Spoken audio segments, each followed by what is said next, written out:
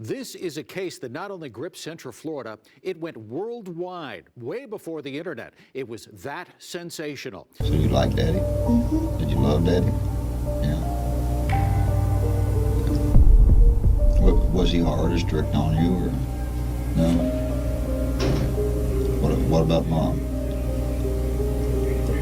I liked her too. She's the one that usually set the rules. Did you feel sometimes that maybe Mom was a little too strict? Rod Ferrell talks from prison exclusively about his murders that shocked America and tells us what it was like to be part of a modern-day vampire clan. Being a vampire is not an actual existence. If you shoot me, I'll die. I physically, to the best of my knowledge, will not live forever.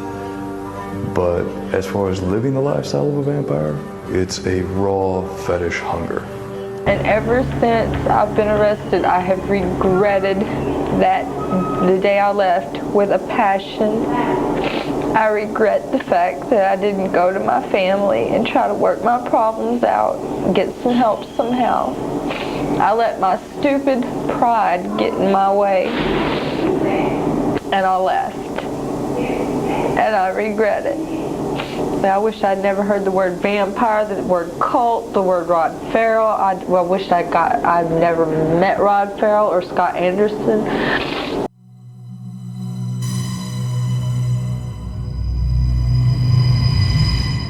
Vampires have fascinated the public imagination since Bram Stoker published Dracula in 1897, and their resurgence in late 2000s entertainment franchises like True Blood and Twilight has further reignited interest. However, surprisingly, the vampire myth hasn't just remained in the realm of writers and filmmakers. Some young people, in search of identity and belonging, have been influenced by these stories. One such case is Rod, a 16-year-old, and his group known as the Vampire Clan. What started as a fantasy fueled by a fascination with blood turned into a brutal reality. Convinced he was a 500-year-old vampire, Rod engaged in cutting rituals, blood drinking, and participated in typical teenage activities of the time, including drug abuse, alcohol, and especially promiscuity. However, in 1996, Rod decided to take things further and brutally murdered the parents of a Klan member. He not only was responsible for this atrocious crime, but also led 3 other members of the group to prison. Through twists of fate and judicial decisions, he managed to avoid the death penalty. Have you heard about the Vampire Clan? Do you want to uncover the real motives behind this murder? Stay tuned to discover the full story with all the details. But before we begin the video, I invite you to like and subscribe to the channel for more content like this. Get comfortable in your seat and pay close attention to what was happening during those years. Let's learn more about Rod's life and childhood and how his early years unfolded. Roderick Justin Farrell's parents were just teenagers when he was born in Murray, Kentucky in March 1980. He barely knew his father, who joined the Army shortly after his birth and was raised by his mother, Sandra Gibson. They lived on and off with his parents over the years, and according to court documents, Farrell claimed he was raped by his maternal grandfather at the age of 5, including in federal court records. However, no criminal charges have ever been filed against his grandfather in connection with these allegations. When not living with the Gibsons, the mother and son stayed in public housing, and Sandra supported them by working as an exotic dancer and occasionally as a sex worker, according to the Florida Sun-Sentinel newspaper. Rod was a lonely boy and truly believed he was a demon and a vampire. He was expelled from high school and had been using marijuana and LSD since he was 14 years old. The next step was cocaine and heroin. The emotional problems were compounded by drug problems, making him bipolar. His mother was convicted of writing lewd and sexual letters to her son. "I long to be close to you. Yes, to become a vampire, part of the family, immortal, and truly yours forever. I only hope that one day you will return to Murray. Then you will come to me and change your life, and I will be your wife for eternity, and you will be my Lord." In an interview, Sandra Gibson admitted to having dabbled in vampirism. When he was a teenager, her son did the same. Already a fan of fantasy role-playing games like Dungeons & Dragons and Vampire the Masquerade, Rod joined other disaffected teenagers who professed to live the vampire lifestyle. They drank each other's blood, dressed all in black, and listened to gothic and industrial music. An older boy, Stephen Jaden Murphy, said he fathered Rod and crossed him as a vampire in a ritual that involved drinking blood. Meanwhile, Sandra Gibson sent lurid letters to Murphy's 14-year-old brother, according to some local media, telling him that she would be his girlfriend for eternity as part of a vampire family. Sandra and Rod moved frequently between Murray and Eustis, Florida, after Sandra's parents bought a house in the area around 1990. During their time in Florida, Rod became friends with Heather Wendorf, described by the Sentinel as a high school student at Eustis High who challenged her parents over trivial things like cleaning her room. After returning to Kentucky for 10th grade, Rod frequently called Heather collect, resulting in expensive phone bills that infuriated her parents, according to her sister. Back in Murray, Rod claimed to be Visago, a 500-year-old vampire, and began recruiting followers. They held rituals and gatherings at what they called the Vampire Hotel, an abandoned building in land between the lakes, Kentucky. Built of stone and concrete, this place had been the scene of strange rituals and blood feasts of the vampire clan in the 90s. And before that, it was already known for its history of paranormal activity, according to local reports such as Florida's Daily Commercial. Howard Scott Anderson, 16 years old, and from a background of extreme poverty with an alcoholic father who abused his mother, was among those attracted to the vampire clan lifestyle. Rod's behavior became increasingly erratic. In October 1996, he allegedly broke into the Murray-Callaway County Animal Shelter and committed a brutal act, killing 2 puppies. Later, according to the book The Vampire Killers, Rod was arrested for robbery, burglary, and cruelty to animals. In November 1996, Rod, along with his girlfriend Charity Kesey, 16, Howard Scott Anderson, and Dana Cooper, 19, drove to Eustis in Anderson's car to look for Heather Wendorf. Rod had a vision of moving to New Orleans and living as a family of vampires, believing he was rescuing Wendorf from a troubled environment. According to court documents, Heather confided in Rod that she had been abused by her parents and had expressed a desire to run away from home.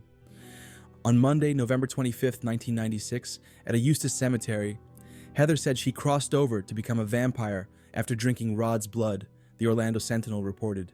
In an interview with Crime Watch Daily, Rod mentioned that he then took LSD and went to the Wendorf's house to steal their car with which they planned to travel to New Orleans. "I don't want you messing with my parents," Heather told the police who arrived to confront Rod. "Leave them alone."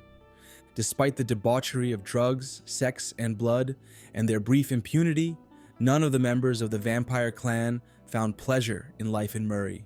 They longed for change, more freedom, and new adventures. They needed to escape their oppressive community. They only needed a catalyst, an excuse that would drive them to abandon everything and forge a new destiny together. And, as expected, their leader had a clear idea.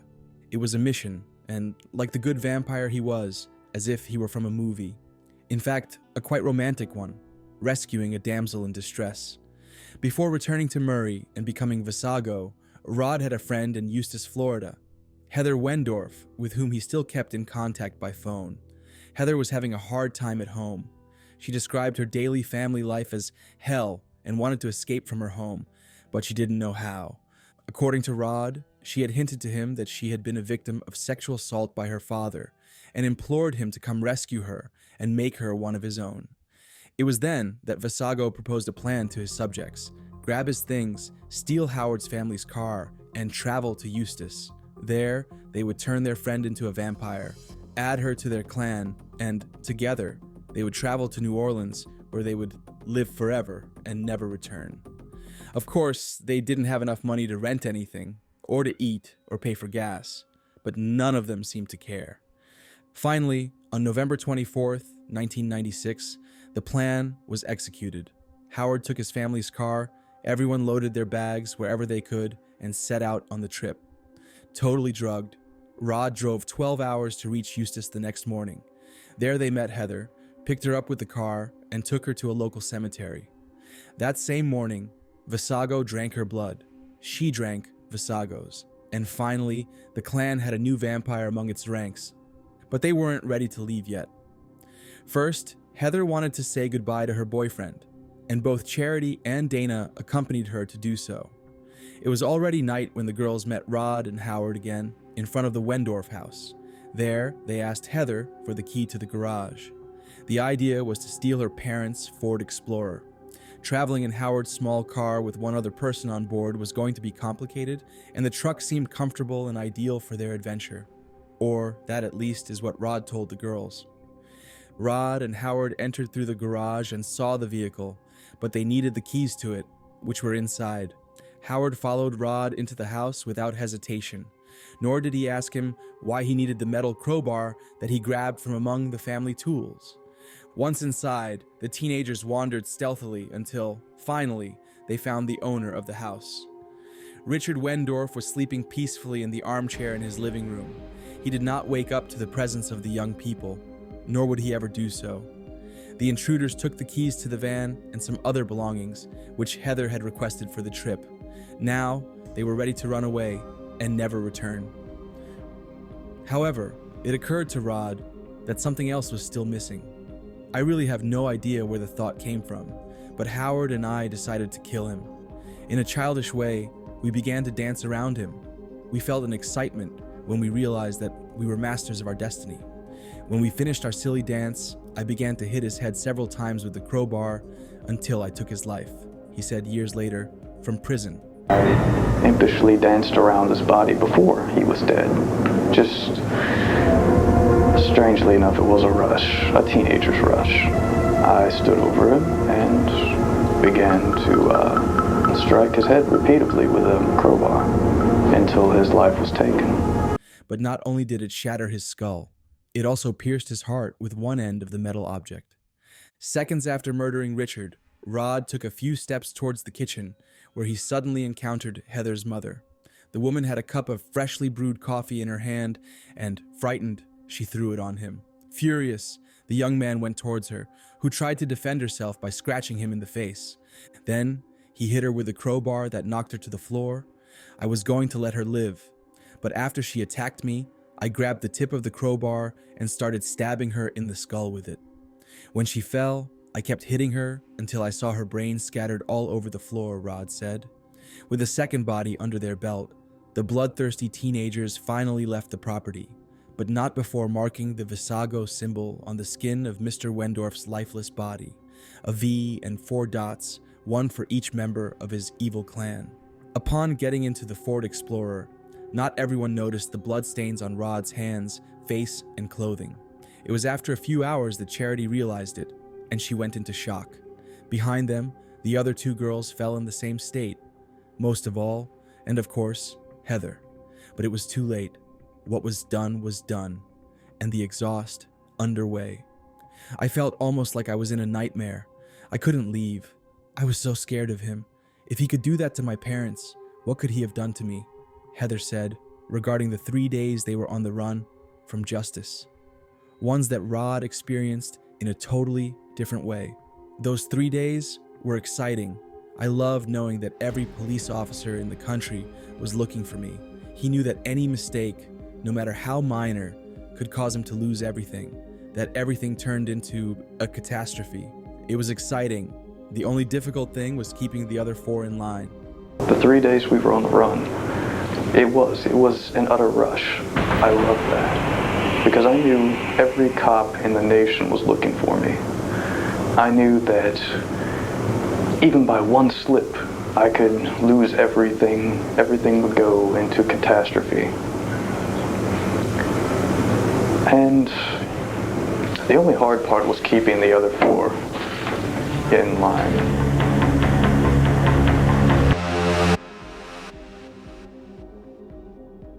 Rod was right. The authorities soon issued arrest warrants for each member of the clan, and the entire police force was after them. They knew they couldn't go very far with the little money they had. They just had to wait for that slip that the leader himself was so worried about making. One that arrived on November 28th. Stranded in Baton Rouge, Louisiana, with no money and no more ideas, Charity called her grandmother, under the strict supervision of her boyfriend. She asked her to send her some cash, and the lady promised to do so. She told her to call her again a few hours later to coordinate how they could make the delivery. When the girl spoke to the old woman again, she told her to go to an address where she could pick up the money.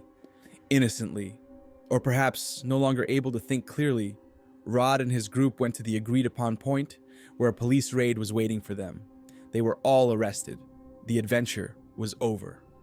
After 4 days on the run, police caught up with the group on November 28th. The Associated Press reported that they were tracked to Baton Rouge, Louisiana, after Charity Kesey called her mother. The press soon went wild with stories about the Vampire Clan, as the British newspaper The Independent called them. At the time of being transferred to their respective preventive prisons, awaiting the trial, the members of the clan appeared with their heads bowed. They were scared and sorry. Everyone except Rod Ferrell. Unlike the others, he seemed to feel confident and proud. He looked forward with arrogance and even dared to smile and stick out his tongue in front of the television cameras. He was even photographed in his cell hanging by his legs, head down, sleeping like a vampire. I wanted to become fully decayed in mind, soul, body, everything. I wanted to be darkness. I didn't know he killed my parents. No, you're not listening to what I'm saying. See, no, I didn't know he killed my parents until he told me, you know? You had a pretty good idea of it though, didn't you? No. With the exception of Heather Wendorf, who was quickly exonerated and released, the members of the clan met again on February 12, 1998, in front of a judge and a popular jury. Charity Kesey was sentenced to 10.5 years in prison. She was finally released in March 2006. Because she was of legal age, Dana Cooper was sentenced to 17.5 years in prison. She was released on parole in October 2011. For her complicity in the brutal Wendorf murders, Howard Anderson was sentenced to life in prison. However, in December 2018, he managed to have his sentence reduced to 40 years behind bars. He will have the opportunity to be released on parole only in 2031. Rod Ferrell was the only one who received the maximum punishment. He was sentenced to death by execution in the electric chair, becoming the youngest prisoner to inhabit the so-called death row. Dying in the electric chair has been a fantasy of mine since I was 9 years old. I used to dream about my own death, and this way of dying seemed intriguing to me. I am almost romantic with the subject of death. I don't care how I die, as long as I end up doing it. I have nothing left here on earth, Rod confessed in 1999 while waiting for the end of his days. One that, after all, will not be determined by the authorities. In November 2000, the Supreme Court reduced Rod's sentence to life imprisonment. In April 2020, Rod appealed his conviction. He said he was sorry and asked for forgiveness from the relatives of his victims. He wanted a reduction in his sentence. I believe all children deserve a second chance. Actually, I believe everybody in life deserves a second chance, be they child or adult. But his request was denied. Following the recommendations of experts and professionals, the judge ruled that even though Rod was a minor when he committed his crimes, his dangerous personality makes him unfit for life in society. Today, the former vampire spends his days locked up in the Tomoka Correctional Institution in Volusia County, Florida. Not really being an immortal bloodsucker like he swore for so long he had been must be a real relief. How much do you think Rod's environment has influenced the consequences of his actions? Do you think that with timely help from specialists, the fate of both Rod and his victims could have been different? Do you recall any cases of vampire men in recent years? Leave your opinion about this video, and if you have any suggestions for future videos you'd like us to work on, please leave us your comment. If you liked the video, give it a thumbs up, subscribe to our channel to see more similar videos, and activate the bell so that YouTube notifies you when we upload a new video. Thank you for watching.